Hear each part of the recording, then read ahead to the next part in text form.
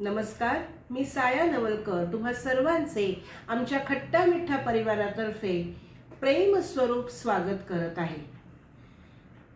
आजचा व्हिडिओ आहे ना तो खूप खास आहे, तुमच्यासाठीही खास आहे आणि माझ्यासाठीही खास आहे। या व्हिडिओचं नाव आहे आणि फोन डेड होता होता चालू झाला।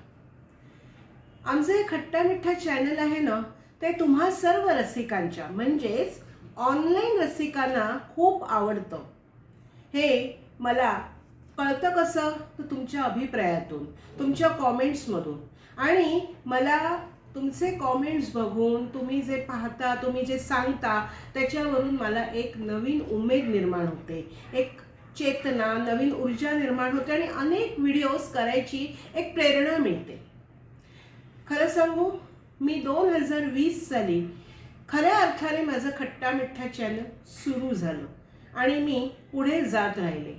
त्या वर्षी करोना होता आणि या करोनाच्या काळामध्ये आम्ही एक व्हिडिओ केला होता। त्या व्हिडिओचं नाव होतं मैत्रीची सूड। माझ्या बिल्डिंगमधल्या माझ्या सख्याने त्याला मला खूप मदत केली आणि आम्ही तो व्हिडिओ तुमच्यासमोर प्रस्तुत केला। त्याचे अनेक अभिप्राय, अनेक छान छान कॉमेंट्स आले आणि या खट्टा मिठ्ठ्याची खरी शिल्पकार आहे ना ती माझी कन्या सौ शिवानी अमरेश राजे। तिच्याशिवाय हे सगळं अशक्य आहे हो, कारण फक्त व्हिडिओ करणं हे नसतं ना, तर व्हिडिओच्या मागे खूप कामं असतात, एडिटिंग असतं, रेकॉर्डिंग असतं आणि हे सर्व माझ्या शिवानीमुळे शक्य झालं। शिवानी पोस्ट करते त्याच्या मागे आणि तिची जी कल्पना, त्याची अफाट म्हणजे परिश्रम खूप आहे तो या व्हिडिओ मागे। एक 5 मिनिटाचा जरी व्हिडिओ असला तरी त्याच्यामागची जी मेहनत आहे ना ती माझी मुलगी करते।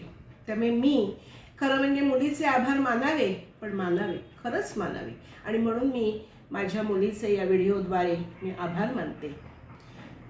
आणखी एक की मला जी जन्मदाती माझी आहे ती माझी आई निर्जन नागेंद्र तळपरे, जिने मला जन्म दिला, त्या आईचेही मी आभार मानते।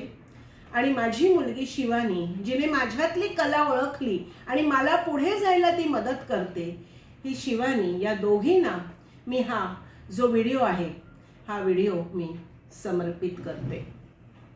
आयुष्याच्या वळणावर, प्रत्येक पायरीवर पुढे जात होते तेव्हा मला कधीच असं वाटलं नाही का मी एक यशस्वी यूट्यूबर होईल। आणि यशस्वी यूट्यूबर होता होता अनेक व्हिडिओज बनवले गेले। आज हा जो व्हिडिओ आहे ना त्या व्हिडिओचं नाव बघितल्यावर तुम्हाला असं वाटेल की या व्हिडिओच्या मागे काय रहस्य आहे। आणि फोन डेड होता होता परत चालू झाला। 2009 हे साल माझ्यासाठी खूप चांगल्या प्रकारे गेलं नाही। 11 सप्टेंबर 2009 ची सकाळ सगळ्यांसाठी ती सकाळ होती, माझ्यासाठी पण ती सकाळ होती। सकाळी डोळे उघडले आणि एकदम मनामध्ये विचार आला, डोळ्यासमोर रात्रीचा प्रसंग आला की कालच म्हणजे 10 सप्टेंबर 2009 साली माझी आई देवाघरी गेली। आणि ते सगळं मनात एकदम आलं। शेजारी मुलगी झोपलेली, तिच्या डोक्यावरून हात फिरवला आणि माझ्या कामाला मी सुरुवात केली। पण मनात हुरहुर होती की आईकडे मी कधी जास्त जात नव्हते, पण आईशी माझा फोन मात्र सतत चालू असायचा। दिवसातून ती एकच फोन करायची, तो पण 1 ते 1:30 मध्ये। दुपारी 1 ते 1:30 मध्ये तिचा माझा फोन असायचा। कधी ती करायची, कधी मी करायची। आणि फोन केल्यावर मात्र पहिला प्रश्न जो असायचा, आई मला विचारायची, साया आज तू जेवण काय केलंस ग?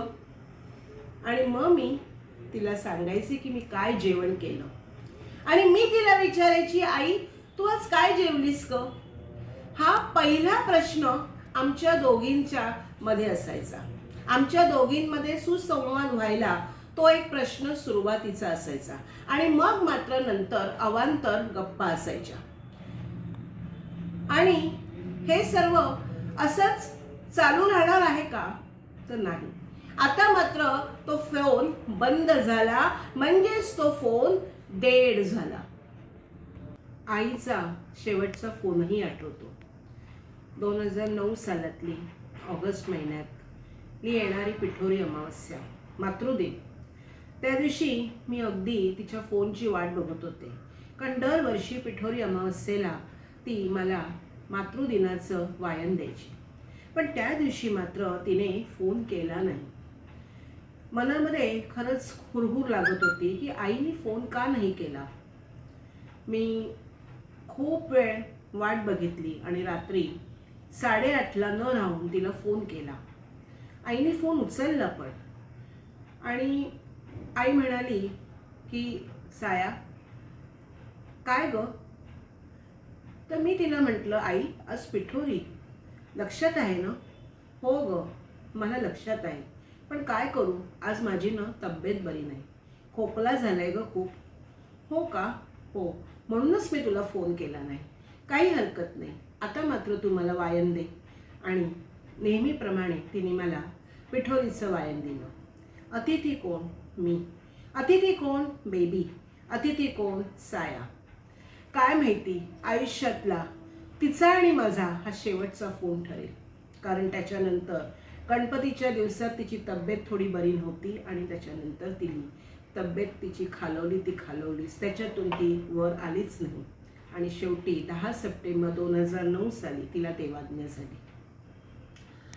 हा तिचा फोन डेड झाला. माझ्या आयुष्यात तो फोन कधीच चालू झाला नाही, परंतु 2024 सालापासून मात्र एक वेगळा फोन चालू झाला. भूमिका बदलली.